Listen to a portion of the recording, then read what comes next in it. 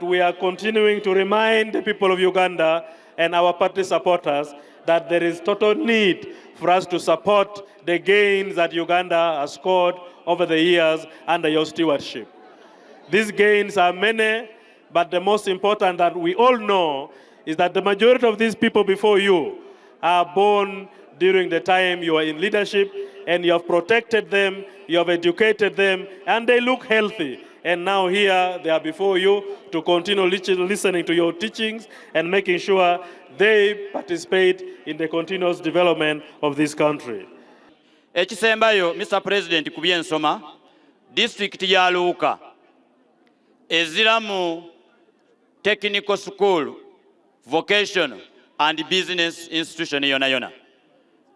Sebo nga bweri government policy tulisaba otuwe vocational and business institution mu constituency ya Luuka South ni mu constituency ya Luuka North. Era sebo ndikiriza nti olwokuba abaana bende osoma ine ebyomukono mu district ya Luuka eriyo ekitongole kya private skilling center ekya Judith Foundation Uganda nekikola ku okutraininga kwa abaana mu Luuka nga kyakatraininga ya abaana emitwalo 3,200. Sebo President, ensonga ey'okubiri ya byanguudo road infrastructure.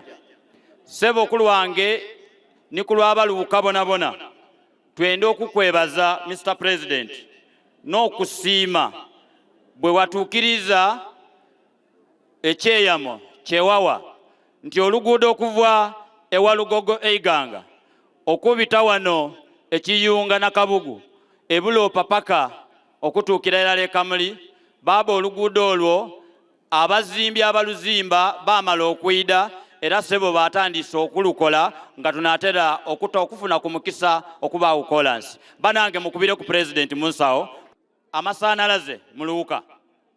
Twende okusima gavumenti kuba mutuwaire amasanalaze mu bitundu ebyendawulo ate okusingira ddala rural electrification gye wakola ejire mu communities n'ebindi.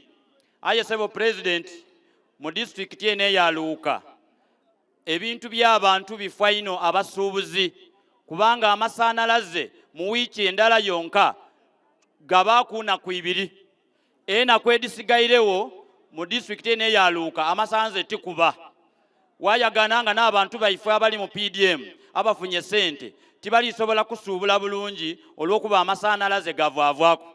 Nenda kusaba Mr. President ku lw'amaanigo mutukyukize line tuli ku line eri the colonial line evu ekaliro for the Indians tulisaba baba otole ekiragiro amasanze batwize kweno line eri very stable ndidi nti wetunaavuira wano onaabo mazze okukola ekiragiro ekyo nga kiri kutambula bulungi. Sebo ebyenfuna nenda kwebaza sebo sente da PDM twakafuna obuwumbi 19 billions ne miliyoni Luuka 73 673 millions. Eranga bibenefitinze the beneficiaries bali omutwalo mulala na kenda nankaaga n'abasatu. Sebo President twende okusiima olw'okutransforming society. Ekyo kitegeeza nti abantu ababenefitinze mu PDM omutwalo mulala na kenda n'olukaaga n'ensanvu n'abasatu omazze okututonderawo emirimo egyenkanankanira ddala mutwalo mulamba mu mwaka emyaka 3 egyakabitawo. Nenda kukusaba sebo President eriyo ku PDM tulina ekizibu nti tuliyo n'emiruka nga minene ino very big parishes with over 9 villages, some 10 or 11 to 12 villages.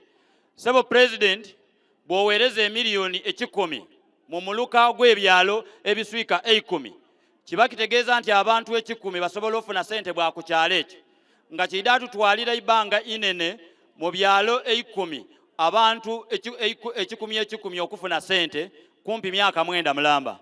Sebo President nenda kukusaba nti emiruka gyaife emingi the parishes that are very big tudongera ku kusente tusobole okufuna nga abantu baife aba PDM bafuna ssente oba tudaawulemu tusobole okubonako nti kibunika bulungi.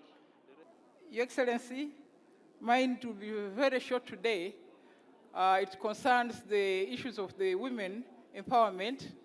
Your Excellency, ojja kuidukira nti watuteekera program ya GROW era bwenna gifuna nabeera abakulembeze bonna ab'ebusoga twagenda twasiiba eyo twasoma n'abebanka ezikola GROW abo era babeera mu byalo nga bitano ku bibiri bakatyabi batwaire mu bya Kiwani batusaba ebyapa. So Excellency, GROW project yatusala ndikusaba nti mubeeyo n'engeri yogiringamu kubanga otwaleta report ku cabinet minisita wagenda yakoba ati aidha kwa program eyanguira abantu abasala byapa ayo mwaka guwireko gatagikoze n'ekyo sebe ensonga eyo abakyala bano balonze balungi bali committed ndikusaba nti ensonga eyo giringemu erongose obulamu bw'abantu bwaife. Ndikusaba nti okwongera kuyanakani kuby'ekyuma nti ensonga y'ekyuma twajogerera eno twekomitinga musana mukulu kale twandisabye nti etukirizibwe wene tuyambe tuyambe bano abaluuka bano muliyo usanga era kubabona mwe bali kuida bana ndidde kubakoba nti omuntu atyaimawo chairman waimwe ava kusaba ebintu bingi aye nga gwali kubisaba naye atyaimawo kale mugemi obuyinza asobola kwanukula okusaba okwo kubanga akoze ku buzira n'omusana mukulu asobole okubayiramu n'olwekyo ndi kubasaba nti 15 buwune mujja ku polling station munoni agali ekikufiira n'akabaasi awo mute ensonga mwegololera nga mugigolola eggulo mujja kubala bululu ng'ebintu bitambula bulungi mubanda kumpuliriza mwebalirala nti mu biseera bino nga bwe tunoonya akalulu tukanoonye n'empisa nnungi tubeere n'empisa nnungi nga tunoonya akalulu tuleme kuyomberamu tuleme kuleeteramu bintu bingi ebintu ebirala byonna tubiteeka ebbali naye tutuukirire abantu tubasabe akalulu babeere nga bawa chairman waffe akalulu babamala okukamuwa bawe ne bafulaga bearers akalulu bonna tubeere nga tuyitamu bulambalamba. Mwebale kuija. Kale mama. Mwebale kuija in these great numbers. Mwebale kuida mu bungi muti twekubire kwa kalu n'omuzira kubanga twidye bangi. Mwebale for being yellow in Mama Luuka. asimye ino, mama asimire irala. Now I don't have much time myself to talk much about even education, which I did because of time. Olwaleero azira bingi ino byakwogera olw'ebiseera ebigire eino. But I wanted to just say one example Aye ayenze okuleetayo ekigambo kirala eky'okuboneraku that reminds me of where God has brought this country. eyo ewala Katonda yatweire ensi yaife. I wanted to tell you a brief story Ayenda otukoberayo akagero akatono. when I came back to Uganda in 1986. Bwe yali yakaira e Uganda mwaka gwa 1986. I did some work with orphans in Uganda, and I wanted to do something about helping people who had no help at all. Ayina omulimo gwe yatandikawo okukola ng'akola mu baana abamulekwa ng'ayenda abe nigwayamba mu kiseera ekyo. But in 2006, I went into politics. Aye mwaka ogw'2006 yayingira mu by'obukulembeze oba mu by'obufuzi. And because of that, I went to visit schools in my constituency, in Ruhama, in Ntungamo. Era mu nsambo eyo yajja okukyalira ku agamu ku masomero eyo yafuluma e Ruhama mu constituency gye yali nga avaamu ba yazaalibwamu. The first thing I found out was that the primary school I went to some 26 years ago, before 86, ekintu kyeyazuula nti essomero lyali yasomeramu emyaka nga 26 egyali gyakabitawo ennyuma eyo was still the only primary school in that district at that time. neryali nga nerikaali essomero lyonka eryali likaaliwo mu kiseera ekyo. Except that now they had changed its name. It was called Chamate Secondary School instead of Chamate Primary School. ekintu kirala ekyaliwo ekyendawulo nti eriina neryali likyuseemu ku lyonka. And so the parents had to find a way to put together some structures where children could go to a primary school. n'olw'ensonga eyo ng'abazaire basazeeko amagezi amatontono okuba kuli bwe bwekuŋŋaanya baboneke nga abaana baibwe bajja mu masomero basome kuuku. And so when I know the policy of the NRM government today, nga bwe ndidi engeri ya NRM bwetambuzaayo ensonga zaayo mu byendegereza olwaleero luno, that not a district but every parish must have a primary school, and gavumenti every eno etaawo sub-county esira must have a secondary school. etaawo esira nti buli muluka gulina okuba n'essomero erya primary ate buli ggombolola libe n'essomero erya senior. And I looked at the statistics that the chairman was talking about. Luuka bw'alingirira chairman by'abayita nga ali kwogera wano, Luuka alone has 89 government primary schools. Luuka erina amasomero 89 aga primary. When you compare with what I've said about my constituency in Ntungamo, when I first went there for a visit, and what we see in Uganda today, not that every primary now, every parish has a primary school, but that's the policy, and almost every parish now has a primary school in this country. enteekateeka eri nti buli muluka gwalibaire ku n'essomero eyo polisi etyo bw'eri. And every sub-county has a secondary school. era buli igombolola litekeera okuba n'essomero erya senior. The plan is that those schools should be government schools and children should have education free of charge. era nti amasomero ago abaana bwe banaabasomeireyo bateekwa okuba nga basomera bwereere nga muzeeyi Museveni ne gavumenti ya NRM ne bateereiremu obuyambi obwo. If that picture is not perfect yet, that's the policy and that's where we are driving to. newankubadde ekyo kikaali kuba nga kiteebwawo, eyo ye tuteekwa okujja eyetulingirire nga gavumenti okuba nga tuteekateeka. So for me, that gives me a picture of where God has brought us from as a country, and I can't help to thank God for Uganda today. ekyo n'ekifaananyi kyenenza okubatoolerayo, era twebaza Katonda nti Katonda atutaire wala nga Uganda ayeeteera eyo tuyayaanira tuyinza kutuukayo. And that's why I must say to you that it is right and good to vote for NRM so that NRM can continue to build this country and we can continue to improve so that our people can live in a better environment. kyova mbakubiriza tulonde NRM tusobole okuboneka nga tukole enteekateeka eyo abantu babe mu bulamu obweyagaza okubita mu byendegereza.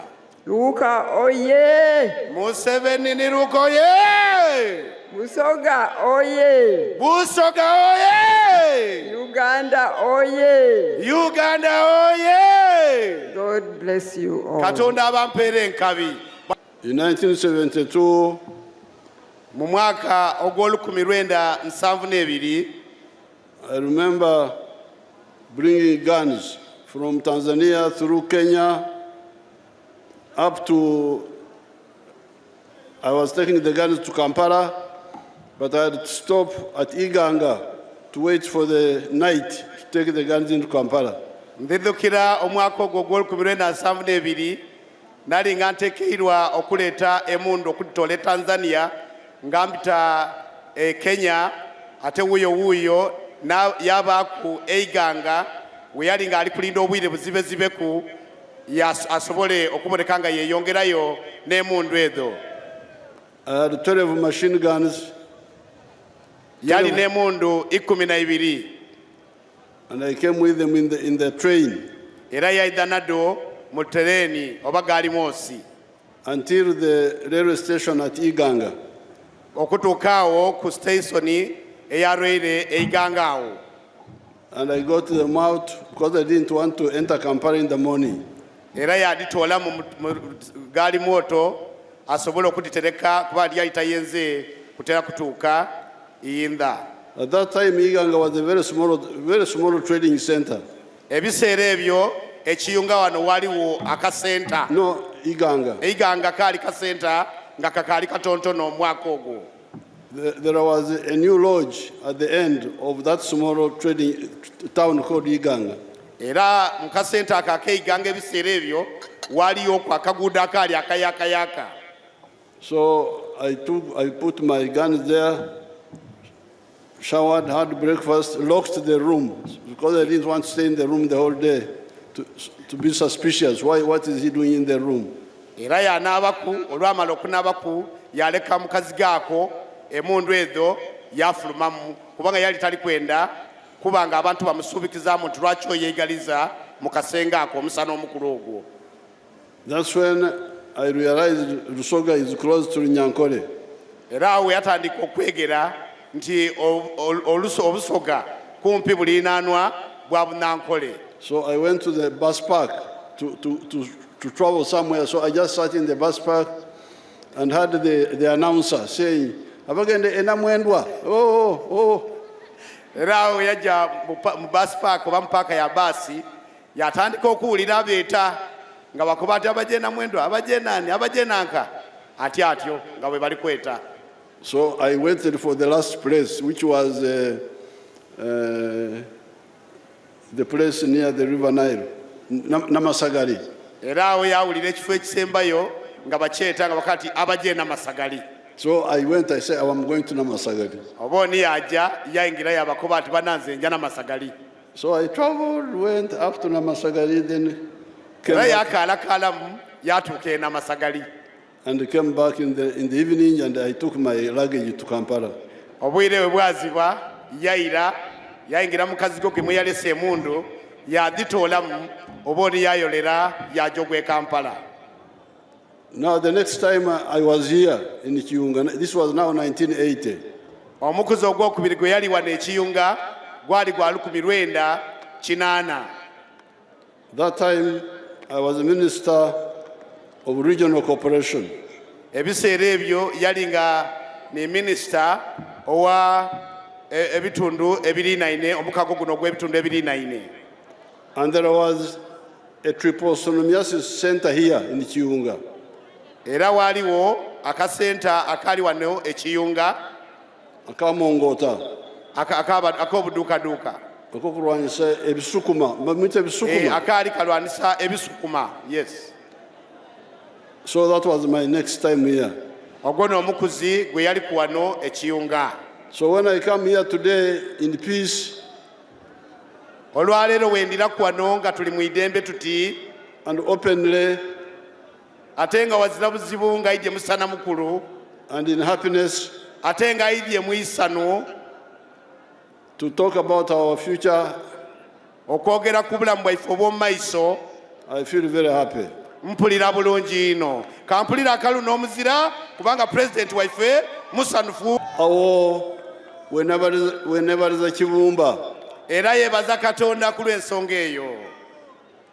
So we are here with the other leaders to present to you the NRM Manifesto for 2026-2031. Tuli wano n'abakulembeze abandi boona okuba nga tubandulira enteekateeka gye tulinayo ku lw'obukulembeze mu kisanza kino ekiri kuyiraku ekya NRM ne gavumenti yaife. Now I have written what you have said about the industrial park. Kale muzeeyi awandise ekyo kye twogera report gy'awaire ekya industrial park oba amakolero okuzimba amakolero. The sports stadium. Ayogeire ku kisaawe ekyo kye twasaba era ne tuwaayo eka 13 wainumaawo ed'okuzimba ku ekisaawe ekya region wano eno wene Luuka ekijja okuba. In the industrial park, ekyamakolero I've taken note of all of them. byonna muzeeyi amaze okubinootinga era ajja abitaamu amaani. So therefore, when somebody asks you and says, why are you supporting NRM? Era nga bwakubye nti tuwagire NRM. Singo, if somebody asks you, why are you supporting NRM? Singa omuntu aba akubuuziza lwaki wali wagire NRM. Tell him that NRM showed us that it had put a number of matafari on Uganda's house. Mukobe bwa bukobe nti NRM etaire kwa matafaali agawera ku nkulankulana ni kubaawo okwa Uganda eno gye tuli mu olwaleero. Number one, peace. Ekisookera era mukobe nti NRM yaleeta idembe mu nsi yaife. So, second, tofali enkulakulana. Ensonga ey'okubiri gy'oba omukobe akubuuziza nti NRM eno ereese enkulankulana. Tafali yokusatu obugeiga. Mukobe nti eitafaali eryokusatu NRM ereese enkulankulana. Etafali eryokuna emirimu. Ensonga ey'okuna eitafaali eryokuna nti NRM ereese emirimu. Emirimu egiva mu bukombe. Emirimu egiva mu bukombe oba mu bugayiga. Okwongera ku mirimu egya gavumenti. Okwongera ku egyo emirimu egya gavumenti. N'amatafaali amalala 3 gengenda kubakobera ekiro. N'amatafaali agandi 3 ajja bakobera obwire ng'agire ku radio egya n'abataaliko olwaleero luno. NRM oye! NRM oye! Omusaadha omukulu w'ekikofiira oye! Oye! Luuka oye! Oye! Busoga oye! Oye! Uganda oye! Oye! East Africa oye! Oye oye oye oye oye! Mwebale ino. Tweyaziza mwebale ino mwebale ala. Thank you, Your Excellency. Support NRM flag bearers. Support the NRM. Can we have our people from the Skilling Hub, my young sisters and brothers, walk for a photo opportunity with His Excellency? NRM Oye is the party here in Luuka and in Busoga. DJ, can you prepare as Musei walks to his tent with Mama? Can we have the gift? We have a gift from the family of Bwana Yeko.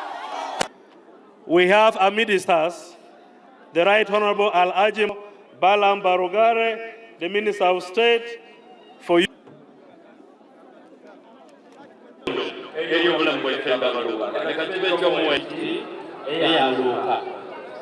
Luuka.